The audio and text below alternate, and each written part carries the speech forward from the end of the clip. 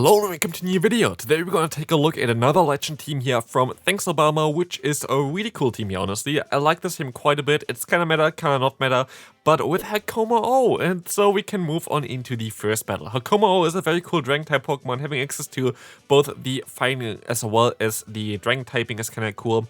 And kind of unique as well. We're going to be able to now go on against a Venusaur here, and for whatever reason they go for the Frenzy Plant, which is resisted, but still does some decent damage because Shadow Venusaur just hits very hard. And the opponent decides to swap out into the Azumarill. We're going to have the Water Gun Lantern in the back for this reason here, kinda. Spark, of course, has also some play, but Water Gun going to allow you to have a better matchup against something like what's called the Steelix, for example, or the Gligar, which might be a little bit of a trickier Pokemon for our lead. So Water Gun is definitely the way to go for this Pokemon, for this team. And we can see here the play rough is not going to knock us out. We can just go for a Surf at this point. And Surf should be enough to knock them out, and even though we have the resisted fast move, we're still going to be able to win this matchup. They're going to go back into the Venusaur, and we would be able to even reach another move, but they decide to go for their Frenzy Plant, knocking us out. But we can move on into our Hakamo-O, go for one Dragon Claw, swap into our Lickitung, and this is going to be a good game here as the opponent decides to forfeit.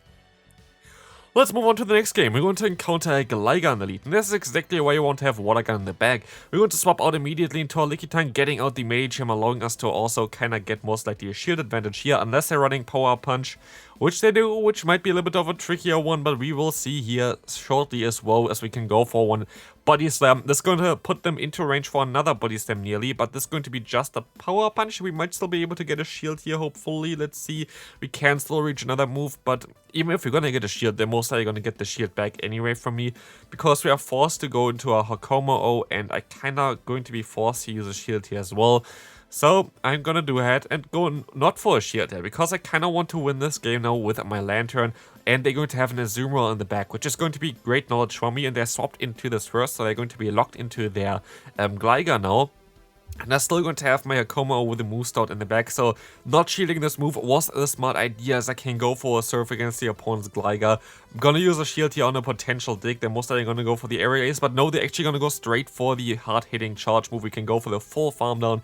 We have a Thunderbolt stored, and this is looking really good, because we just have to go for another Thunderbolt afterwards, and we will be able to knock out the opponent's Azumarill.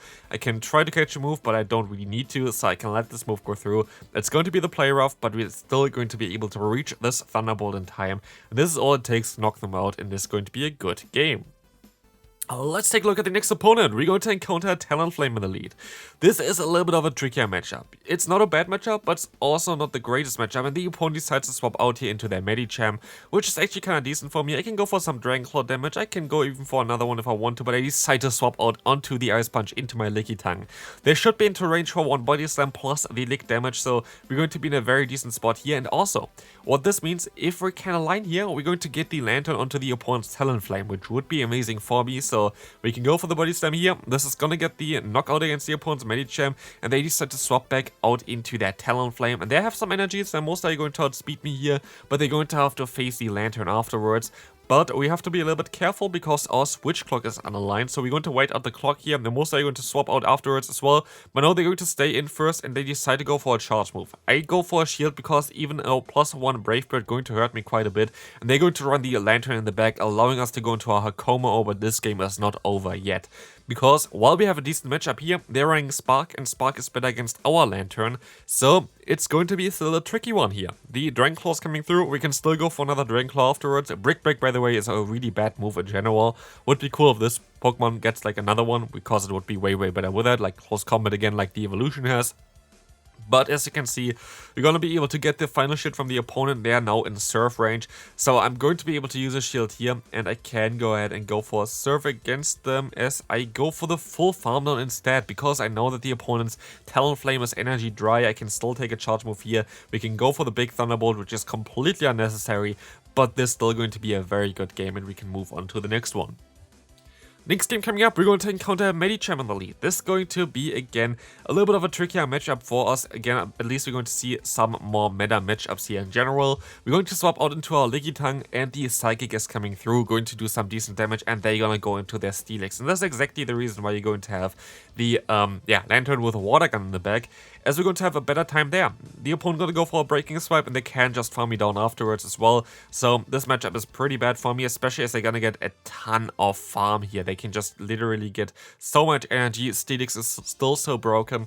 Let me know in the comment section, do you want to have the Steelix nerfed in terms of like breaking swipe getting nerfed? Like breaking swipe never gonna get rid of like the move pool of Steelix, because they cannot do this, sadly. I talked about this in several videos before. Like they cannot remove a move from the Pokemon itself unless they did it on accident, or like they put a move on them on accident. So you don't really have to hope that breaking swipe gonna vanish anywhere soon.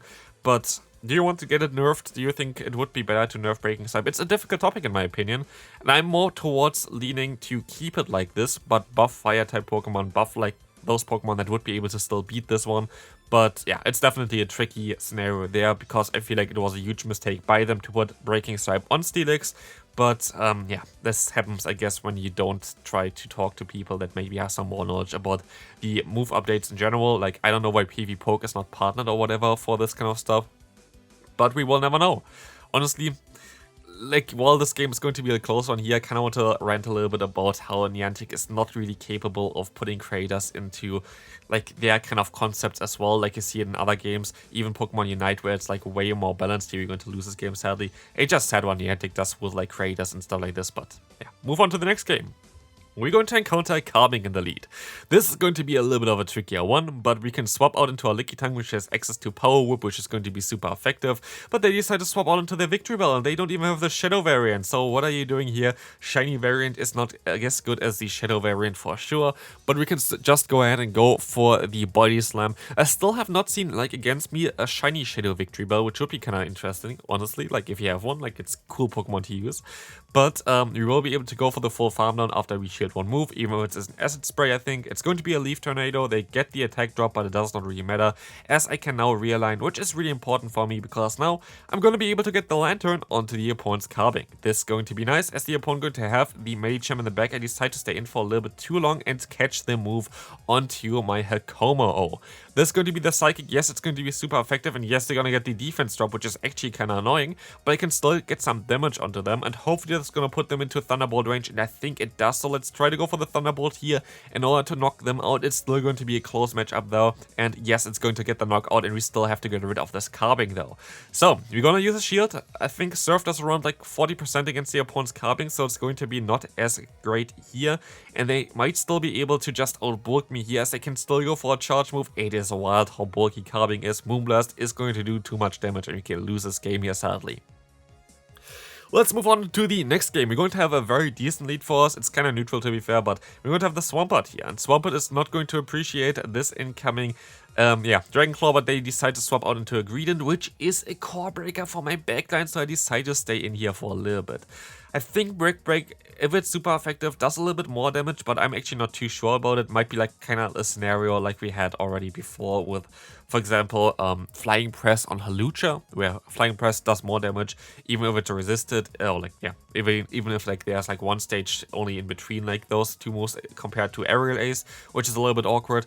But here we're going to be able to get both shields from the opponent, and of course, they're going to also run in the back the Wigglytuff, which is a really bad for me, because the Wigglytuff is going to be able to double resist the fast move of my LilyNiRiain here. And so I can still go for the Body Slam spam, but for whatever reason the opponent decides to not go for a charge move yet, and now they decide to go for it. I decide to let this move go through. I'm just gonna go for the 2-shield flex basically, because I have Water Gun on my Lantern, and Water Gun Lantern actually still has some play against opponents' Pokemon there, like the Shadow Swampert, and so I can farm them down here. The opponent is going to see that I still have 2 shields left. I know that this was just a Hydro Cannon because I swapped out a little bit too early, and I can now win this game.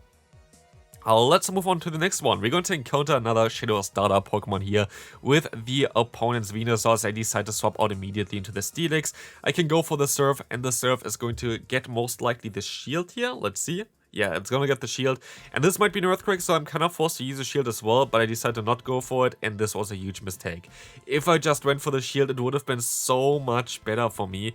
And so we're in a really tough spot now. So that was my own mistake, to be fair, but yeah, like sometimes you just should go for the shields. And I don't know why I didn't throw earlier here already, because the opponent can even go for another charge move. I thought they needed one more extra fast move after this one. But at least I can go for a power whip now, have a ton of energy stored for later on. But it's not really looking too good for us, as the Steelix really destroyed me here.